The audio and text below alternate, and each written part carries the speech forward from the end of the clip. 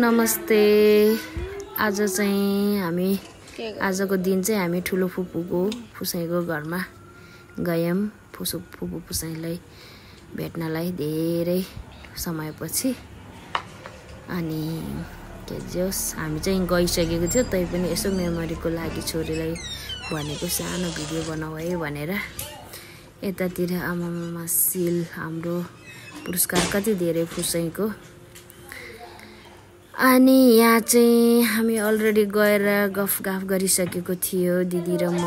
यता ठुलो फुपू हामी चिया खाने भनेर मसला कुट्दै सुरुमा चिया लभर्स हो नि त हामी सबै। अनि एकछिन चिया खाने भनेर बस्यौं टेबलमा। अनि त्यसपछि बिस्तारै गफ सुरु हुन्छ हाम्रो। अब फुपू नातिहरुको गफ सुरु हुन्छ। चिया बिस्कुट खाँदै गफ गऱ्यौं। दिउँसो गएको थियो।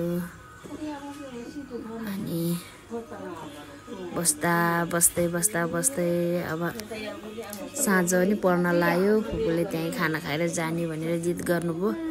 त्यसपछि हामीले खाना खाएर यताउति गर्यो। लास्टमा फलफुल सबै खायो। अनि भाइ र दिदी चाहिँ जिस्किँदैछ। ल साँझ पर्यो, अब घर जाने बेलामा छोटो मेमोरीको लागि फोटो पनि खिच्यो।